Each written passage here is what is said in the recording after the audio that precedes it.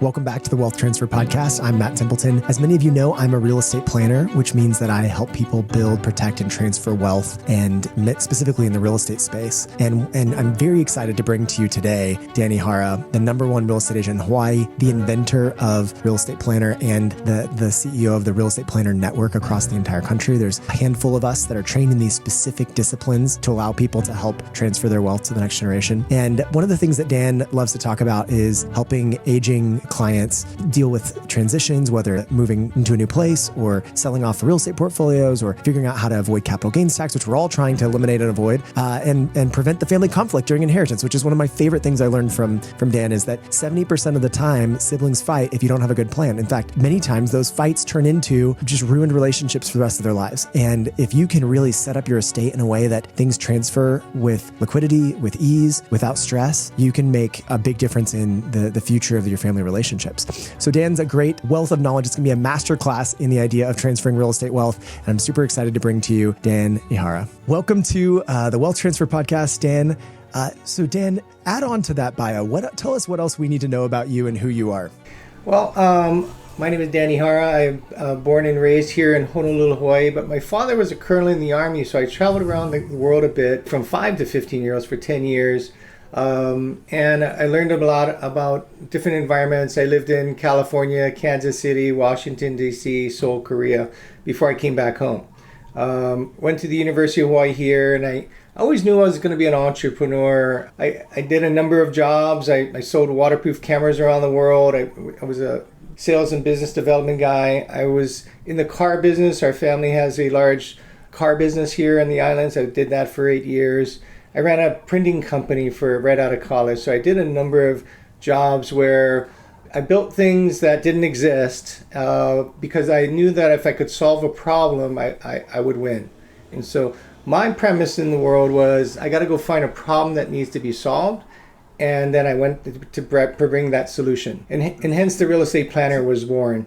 So tell me, how did Real Estate Planner come to being, or how did the idea of real estate planning come to being? Well, I've been in real estate for 20 years now. This year would make 20 years. And when I first got into real estate, my brother was in reverse mortgages. And he said, hey, Dan, there's a whole bunch of this population, this aging population that has to sell their homes because they need to go somewhere, right? So I started with senior relocation services, although I didn't have a name for it at the time. It was just helping older adults transition life. So imagine somebody 70, 80, 90 years old, they can't stay home any longer. Where do they go? Well, back in those days, they didn't have the internet wasn't as strong as it is now, and there weren't anywhere to find out. So I was the boots on the ground. I was a placement company, right? So the question that an older adult has is, where do I go? How much does it cost? What does life look like? Who can help me? Well, I solved all those problems. And then the biggest problem that they had was their stuff, personal belongings. A person that's 80 years old, been in the home for 20 to 80 years. One of our clients was 89 years old. She lived in her home house the entire lifetime. So imagine a lot of stuff that they collected, right? So we started another company called Senior Move Managers, and we helped them downsize, declutter, and move. We became the solution only for one reason, because there was no solution like it in my market, right? We moved over 1,400 families. We sold a bunch of real estate through that. And now there's a whole industry called the National Association of Senior Move Managers, NASM, right? Well, I had a company like that for 14 years. I've spoken twice at the national convention over there because we were trying to bridge the gap of older adults of going from their house to somewhere else. And the somewhere else oftentimes is going to be a retirement community, active living, or assisted living, or skilled nursing. Or they're going to downsize to a smaller house or condo, or they're going to move in with family. It's typically one of those areas. Well, if they understand how they do that, and if you can help them get there, you're going to win, right? They're going to see you as a person that cares enough to find a solution, where other realtors say, well, call me when you're ready to sell. That was a big differentiator for us. So what happened is we started partnering with retirement communities. And we started doing seminars for them. And we met one retirement community that had 180 units in the building. We moved in 100 families in 2 years. Yeah, we sold about 80 of those homes in 2 years. And so it was a flow of business that just kept coming, and we were literally there every day, pretty much. I'd walk into the sales office, and I'd just look up to the wall, and she says, well, that one's next, that one's next. You know, it was that easy. Why? Because we were the solution. So I think the takeaway from that was I needed to find a solution. I needed to find the problem, identify it, and bring a solution to it. So that's what we did, and we won. But then what happened, Matt, over the years, and it wasn't until about 8 years later, I realized I was in a conversation with a lady, and we were talking about her house, and then I said, do you have any investment property? She said no. And then we kept talking, and then all of a sudden she goes, well, what about my other property? I go, well, what other property? You said you don't have an investment property. She goes, oh, that's not an investment property. That's my mom's old house. It's just sitting there. It's been vacant for 5 years. So I had to change the question. Now the question is, do you own more than one property? And if the answer is yes, you found an investor, right? Well, these investors, what we found were not the astute investor that measures everything and goes to buy things and looks at cap rate and cash on cash. They don't do that. 99% of the population just buys it and hopes they're going to make money, right? There's no strategic, intentional plan to build wealth. So then we started asking that question, and we found out there was a lot of people that had them, and they had a lot of capital gain tax liability. So we became the expert in 1031 exchanges. You know, in my very first year, I did my first 1031 exchange seminar 19 years ago. And I used to do it, only 2 times a year. Now I do it 2 times a month, because there are people that have this wealth in real estate, but they don't want it anymore, right? Imagine this, Matt. $85 trillion are going to be transferred in the next 20 years. $85 trillion. 30 to 40 trillion of those dollars is in real estate. And it's because of a transfer of wealth. Somebody passed away, and it's either going to be a trust sale or a probate sale. So I got really good at that. I met a lot of attorneys, CPAs, financial planners. I picked their brain, and I asked them a ton of questions, and I built a class. One week, I got 3 phone calls from 3 people that said, hey, Dan, I know you sell real estate. My mom and dad died. I'm a trustee, and I don't know what to do. So we built a class called I'm a Trustee, Now What? Right? Because think of it this way. The wealthy, they protect their assets in a trust. That's a good thing to do, right? It protects you from probate. But real question is, does it protect you from your family? The answer is no. The data says 70% of families are fighting over real estate after mom and dad die. Why is that? Right? Well, it's in the trust. Shouldn't it keep it safe? Well, it keeps it safe from probate. Doesn't keep you safe from your family. And the real reason is you can't divide real estate. Right? Almost every day now, 7 days a week now, Matt, I get a phone call from somebody that's got a family dispute, or somebody passed away, or they just haven't figured it out. Why? Because they didn't have a plan. And so about 5 years ago, my wife and I were talking. He says, we started building these plans for people, and there's so many people without plans. And then we said, God, what are we going to call this? He said, I guess it's real estate planner. I said, Julie, my wife brought that up. I go, wow, that's genius. That's so simple. And here's why. Because, the wealthy all have a trust attorney, right? They got a CPA for their taxes, right? And they got a financial planner. Well, they also have real estate. So with their real estate, who plans that? Well, it's not any of those 3 guys. It's us. We've been doing it for so long. We just put a name to it about 5 years ago, and we said, no, we're the real estate planner. And people are starting to understand that now. Understand that what the real estate planner does is they help families build wealth, helps them protect wealth, and helps them transfer it. You see, the building of wealth is for the younger generation, right? It's Gen Y, Gen Zs. They're building wealth, right? The baby boomers' kids, right? They're building wealth. But some of them just can't do it on their own. So we use the 1031 exchange as the tool to help them build wealth. Protecting wealth is making sure that all of their real estate assets are properly funded in a trust, right?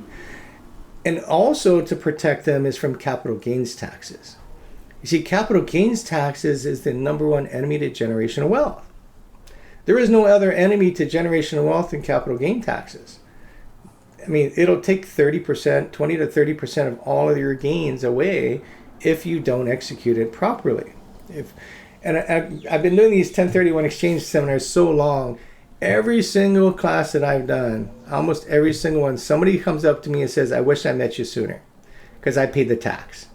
See, I hired a realtor to help me. Yeah, he helped me sell it, but oh shucks, he didn't tell me about capital gain tax. See, the real estate industry doesn't teach these things.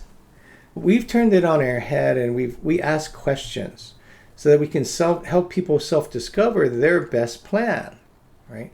In order to create a plan, they have to understand what they have and understand capital gains taxes. Well, the real estate industry doesn't teach people about cost basis because that's where the foundational knowledge is. If you don't understand cost basis, then you can't even talk 1031 exchange because you don't know the liability.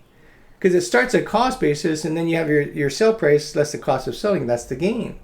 And then you multiply that by state and federal tax percentages, and you're going to get a number, right? That's the burden. So what we do is before anybody sells, we want to make sure they understand the burden. Why? Because it matters to them, right? And the reason why it's so easy is because nobody's doing this because they all care. The realtor cares about their money. I'm here on the national platform to say, hey, real estate industry, we need to start caring about the client, not about your money. What about their money?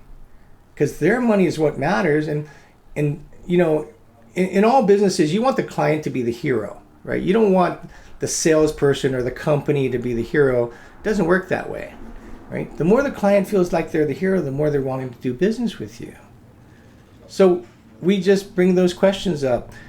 In the real estate industry, when I travel around the country, and I've been doing it for 3 years, I've talked to thousands of agents, I ask one simple question. How many of you ask the question, do you understand your capital gain tax liability when you sell a home to a seller? And very few people raise their hand. We're not training it. But, I'm sorry, we are. The industry's not training it, right? And hence, real estate planning has been birthed to elevate the knowledge of our agents so that we can provide a better, higher level of service to the client. Right? So when a client reaches out to you and they say, Dan, I need to figure out all this that you're talking about, what do they get in a real estate plan? What does a real estate plan look like to a client? A real estate plan helps them get to their goal. So everyone's different. There is very few are ever alike. So the consultation looks like this. We basically find out what matters to them. And the simple question I start with every single time I meet with somebody is, for example, if you walked into my office and we had a meeting, I'd say, Matt, what would you like to get accomplished in the 60 minutes together today? I want to know what you're here for. I want to know what your agenda is. What is it you want to get accomplished today? And sometimes they know. And then we just go towards what they know, right? What they want. Sometimes they say, well, I don't, they're going to bring up a problem, right? So that simple question will reveal a problem is why they're there. I don't want my properties anymore. I'm worried about my kids fighting when I'm gone. You know, it's vacant. I'm really not making any money. Or I know I'm making money, but it's not enough. You know, these are problems, right? Well, by that simple question, it allows them to tell you what the problems are. So I go through that path, and then I lay down all of their properties, right? And our clients that we meet, anywhere from 2 to 30 properties, right? And literally, I'll have all the tax records out, and I'm going to lay them on the table. And I ask them, the next question is, which one should we discuss first? Why? Because I've been wrong before. I started talking about the one I thought they would wanted to do, and I was totally wrong. So I let them decide, right? And they say, well, I think I want to get rid of this one. I said, well, help me understand what's causing you to feel that way. Causing you to feel. Those are important words because now you've gotten to the inside of another human being, right? They're going to tell you. They're going to tell you why they're doing that. And oftentimes it's, you know, I'm not making much money. It's vacant. The tenant just left. That's really common. right? I don't think I want to rent it anymore. That's really common. Maybe like, I don't know what to do with it, and I'm worried about my kids. Most people don't realize that they can take their investment property, sell it, buy another investment property that they don't live in, and let their kids live there. And you can change the name and the title such that when they're gone, the kids get it tax-free. You know, my statement to our clients is my job, I believe, my job is to eliminate capital gain tax, make sure it never touches your family's life. Yeah, and I can do that. There's one big reason why. See, as a realtor, I can't use this word very often, but in this case, I can. That's a guarantee. There's a big G I can use, right? You know what that big G is, right? I guarantee you, me and you, one day, we're going to leave this planet. Yeah, I guarantee you that, right? So if we already know what's going to happen, then why don't we plan for it? Why? Because here's another guarantee. I know, and I can guarantee you, that's the date of the day of transfer of wealth. So if you're looking at transferring wealth, you want to get in front of that date, right? Because otherwise, if not, you're going to be a statistic of the 70% that fight. So we create plans for that. We create plans for what do they want to do with their properties. So we list all the properties down. I look at the capital gain tax liability for every single one of them. I start at the cost basis. I run the capital gain tax assessment. I show them the tax burden if they sell these things. Because if there's some that have no gain, they could sell it and not do a 1031 exchange. They can do anything they want with it, right? So I'm never going to force anybody or steer anybody into the 1031 exchange. I'm going to let them walk themselves into it. Why? Because my simple question is, based on the math here, and if your cost basis is accurate, and if we sell it at this price, then here's your capital gain tax liability. My next question is how you feel about that. I don't want to be the judge. I'm not going to be the judge of $300,000 is a lot of money, because some people, it's not a lot of money. For me, it's a lot of money. So I'm not going to be the judge of it. I'm not going to be the judge of $50,000 being a lot of money, because it's not my money. So I ask the question, how do you feel about that? And they'll tell you, oh, that's not good. I don't want to do that. Okay, well, if you don't want to do that, I can help you. Would you like my help? And so they say, yes, I'd like some help. I say, well, if you sold this, you could buy something else. So my next question to you is, what do you think you'd like to get? Do you have anything in mind? And some people say, yes, I do. Many people say, you know, I really don't know. I said, so my next question to them is, do you need the income from this investment property to sustain the life you desire? And if they say, yes, I need the income, then my job is to make them more money. So I do an asset performance test. I measure that asset based on the numbers they give me, income and expenses, and I can show them mathematically how it's performing. We use a cap rate analysis and a cash on cash analysis along that, and we can show them the cap rate. Basically the yield, the rate of return, right? If there's no mortgage on it, the cash on cash is the cap rate. And so what we're finding though, Matt, is most of our older adults, they have a very, very low rate of return. 1% to 2% is what we see. Now, why is that? Well, I can tell you it's for two reasons. It's two reasons. One, they haven't raised the rent. Their tenant that they love, little Johnny, he's a nice guy. He's been there 20 years. Anytime I hear that they've been there a long time, I know they didn't raise the rent, right? Because now they became a philanthropist. They're helping somebody else because they like them. And they get to choose. Do you want to be an investor or a philanthropist? Your call, right? And they all pick investor. But that's what you want, but that's not how you're showing up, right? It looks like because if your rent should be $2,500, but it's only $1,500, obviously you got a delta there. So that's one reason the rent is low. The other thing is they don't realize how high the value has become over the last 10 or 20 years, right? They're relating it to what they bought it at, not today's value.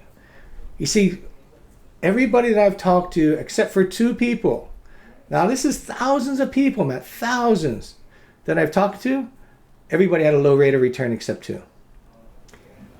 It's easy, right? You show them the math. If they want to make more money, I say, well, here's where you're at.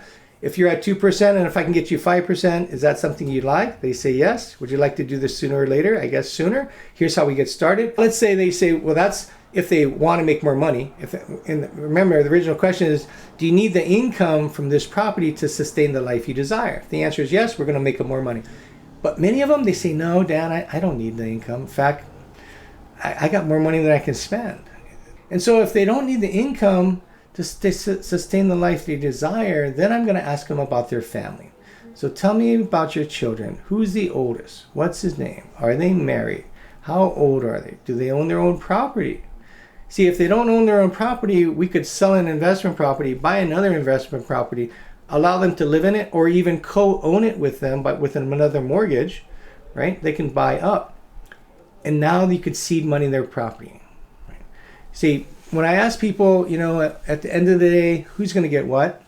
And they go, I don't know, my kids are going to get it. And I said, well, if you could bless your kids today, would you? And they all say yes. I said, well, here's how we can do that. Here's how we can help you. If Jane doesn't have a property, if she could buy one, would she? The answer is going to be yes. Well, here's how we help them. And it opens a door to opportunities for this family. This family has no idea how to help. Most adults don't want to give money, right? Well, most of their wealth is tied up in real estate. So if they sold it, they would pay the capital gain tax on it. We're going to eliminate capital gain tax, right? So really what we do, Matt, is we unlock wealth and we reposition it to whatever matters most to the client, whether it's more money or their family. They could donate it if they want it, or if they want true passive income, we have the tool called a DST that's used for passive income, like it's like an annuity. You just get money every month. Never have any worries about anybody. And that's a large population of ours. We have a large population from anywhere from typically 70 and on up years old. They don't want to own manage real estate anymore. They don't want to pay capital gains taxes. They're worried about their kids fighting. And they're probably not making 5% because DSTs are now getting us 5%. So we solve all their problems, right? And guess what? When you solve their problems, they're going to tell those three trusted advisors, the trusted attorney, the CPA, and the financial planner. Those are the people that have the knowledge of the wealthy and have access to them, but they can't solve their problem. We, as real estate planners, can solve their problem. And that's what a real estate planner does, right? Builds, protects, and transfers wealth. So now you've built this network of hundreds of real estate planners who are working all over the country, helping clients in these situations from 2, 3, 4 properties all the way to 100 properties to potentially transfer that wealth and through 1031 or through other means to better performing real estate. And you're leading this almost movement. How can people find out more about either becoming a real estate planner through Keller Williams or connecting with a real estate planner if they've got real estate they need to sell? Yeah, in our link tree, we can give that to you. In our link tree, we have a map of all our real estate planners, right? And it gives you all, if you're a realtor, you can learn how to sign up if you're within Keller Williams. And you also have opportunity to get some training in that area. There's a lot of tools that we have. It's 20 years of learning how to do this and talking to, dozens and dozens and dozens of CPAs, financial planners, and trust attorneys. I actually do a class. It's a continuing education class for the Hawaii Financial Planners Association. So I'm teaching financial planners that we can unlock wealth and reposition it for their clients. And the beautiful thing about that for them is if they have access to a DST, I'm now helping their client and then also helping them make money, right? Because I'm going to give them back the money, right? But it's easy to find us. We do a lot of training twice a week, right? And we've secured the words real estate planner from the United States Patent and Trade Office of America, right?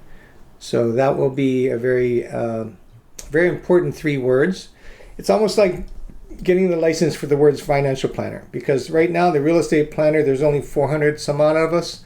Wait till there's 4,000 of us around the country. Yeah. Then you're going to see a greater movement. And again, we're young, we're relatively new to this world of real estate, only 3.5 years old. What are some of the other big mistakes people make when transferring real estate wealth?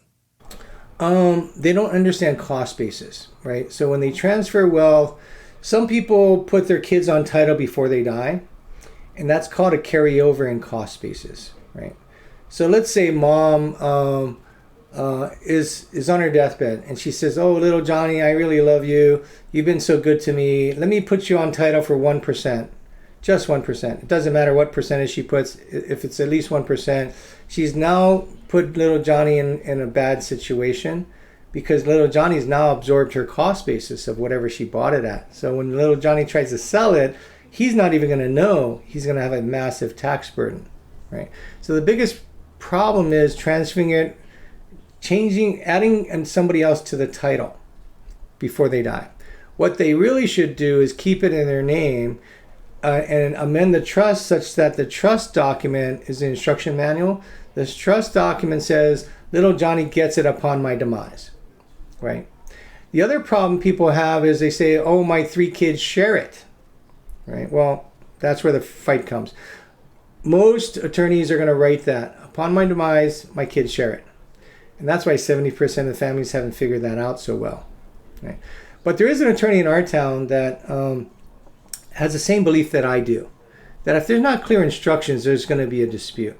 So what he does in his trust document is says, upon my demise, the trustee is required to liquidate the property within 24 months. Each of the children have a first right of refusal to purchase it. So we can keep it in the family, but it's fair. It's not like, hey, I want to pay half price because I live there. You know, you 3 didn't live there, and that's not real fair to the kids, right? The ones that aren't living there. So there's ways that we can help you structure it such that there's no family dispute, right? But it's oftentimes because of the way the trust is written. Or the worst part of it is they have a trust, but they never put the property in the trust. That's an unfunded trust, which means it didn't work. It's going to go to probate. My suggestion is to go look at how your properties are held in title. And if it's under your name, you're going to want to put it in the name of your trust. Right? That's the biggest thing. Because when you buy a property, most people put it in their name because the lender doesn't want it in the name of the trust. They want it in the name of a person they can go back and get the money from. Right?